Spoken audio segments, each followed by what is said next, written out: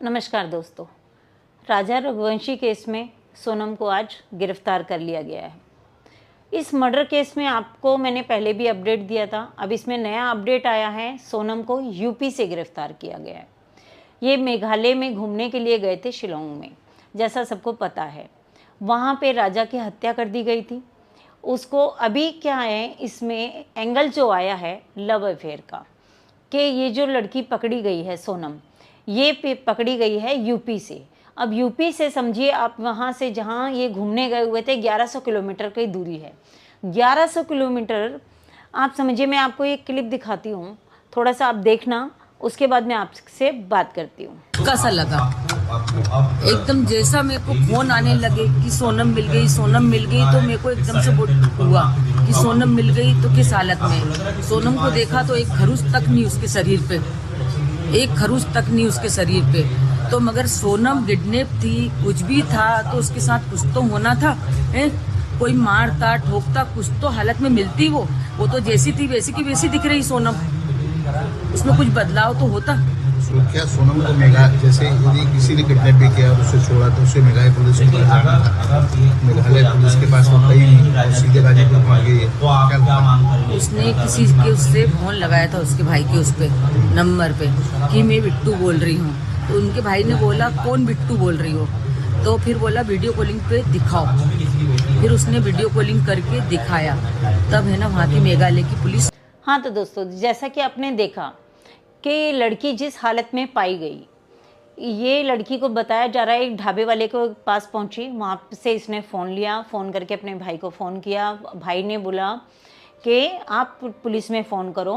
फिर पुलिस वहाँ पर आई। ये रात को 11 साढ़े 11 बजे की घटना है और 2:30 बजे ये इसको लेके पुलिस चली गई। अब मेघालय पुलिस का कहना है कि इस हत्याकांड में सोनम का हाथ है पूरा पूरा, क्योंकि इसमें 4 और आरोपी हैं, जिसमें से 3 गिरफ्तार हो गए हैं, एक अभी फरार है। तो ऐसा लग रहा है कि 3 जब ये हो गए गिरफ्तार, तब सोनम ने सोचा होगा या तो कि भाई अब बचने का कोई चांस नहीं बचा मेरे पास, तो मुझे भी ऐसा आ जाना सामने चाहिए और अपने आप को थोड़ा दिखाऊं ताकि मैं बच सकूं। ये भी एंगल आ सकता है। और अगर इसको किडनैप किया गया था तो इसके शरीर पे मतलब कोई चोट के निशान नहीं दिख रहे। इनकी माताजी का कहना है, राजा की माँ का। तो वो कह रही हैं कि अगर इसको किया गया, इससे ना कोई चोट है ना फेट। आप खुद सोचिए, अगर किसी के पति को मारा गया है सामने, तो नेचुरल सी बात है उस लड़की को भी कुछ ना कुछ तो चोट लगनी ही चाहिए। और 6 दिन तक ये क्या, इसको 1100 किलोमीटर तक कहीं कोई फ़ोन नहीं मिला, कहीं से मतलब ये खबर नहीं कर सकती थी कि मैं कहाँ पर हूँ। और अगर चलो वो भी नहीं, तो ये 6 दिन तक अगर इसे किडनैप किया गया था तो ये छूट के कैसे आ गई? किडनैपर ने अपने आप छोड़ दिया क्या इसे? ये अपने आप निकल आई? तो पूरा शक जा रहा है मेघालय पुलिस के अनुसार। अब हमारा कहना या आपका कहना दोनों का अलग अलग है। अब जहाँ तक पूरी सुई है वो इस लड़की के ऊपर आती है, सोनम के ऊपर, क्योंकि इसका अफेयर भी था। अपने जो इनके पिता थे, उनकी फैक्ट्री थी, उसमें एक लड़का काम करता था।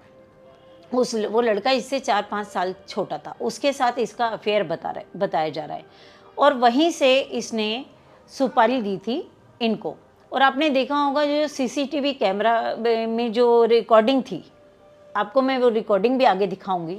सीसीटीवी कैमरे में जो रिकॉर्डिंग है, उस रिकॉर्डिंग के दौरान ये लड़की किसी से मैसेज पे कंटिन्यूसली, मोबाइल पे जब घूमने जा रहे होते हैं, मोबाइल पे कंटिन्यूस बात कर रही होती है, मैसेज कर रही होती है। तो या तो ये किसी को अपनी लोकेशन भेज रही थी या किसी को खबर कर रही थी, वरना ऐसे तो नहीं हो सकता ना कि एक की हत्या कर दी गई हो और एक को किडनैप, और वो भी आसपास नहीं, 1100 किलोमीटर दूर। अब इनके जो पिताजी हैं वो कहते हैं कि वहाँ की, एक एंगल ये दिखा रहे कि वहाँ की पुलिस ही जो है नाकाम रही, इसलिए पुलिस हमारी लड़की को फंसा रही है। लेकिन राजा की माँ का कहना है कि मुझे पहले ही, जब ये लोग निकल रहे थे तो मुझे पहले ही इस पे डाउट आ रहा था, क्योंकि जो टिकट है, जो इनका घूमने का प्लान था, वो सारा सोनम के द्वारा बनाया गया था। टिकट सोनम ने बुक की थी, जो घूमने की जगहें थी वो भी सोनम ने की थी। तो आपको क्या लगता है इसमें क्या हो सकता है? आपको ये लड़की दोषी लग रही है या कोई और एंगल भी आ सकता है? तो आज तो गिरफ्तार कर लिया गया है। आप कमेंट बॉक्स में बताइए कि आपकी राय क्या है, क्योंकि इस तरह के हादसे दिन प्रतिदिन बढ़ते जा रहे हैं। और मुझे ऐसा लगता है अगर शादी पसंद नहीं थी तो शादी से पहले ही मना कर देती, शादी करने की ज़रूरत क्या थी। पहले भी ऐसा एक केस हो चुका है, आप जानते ही हैं, और अभी फिर ये हो रहा है। ये शादी से पहले ही अगर बातचीत कर ली जाए, नहीं लड़का पसंद तो मत करो ना, नहीं लड़की पसंद मत करो, कुछ और कर लो, घर वालों से बात करो।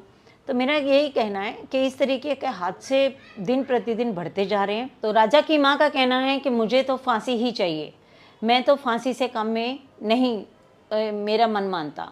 तो आपको क्या लगता है, क्या सोनम अगर गुनहगार होती है तो क्या उसे फांसी की सज़ा होनी चाहिए? क्या सोनम गुनहगार है या सोनम निर्दोष है? आप कमेंट बॉक्स में बताइए और चैनल को लाइक और सब्सक्राइब कीजिए।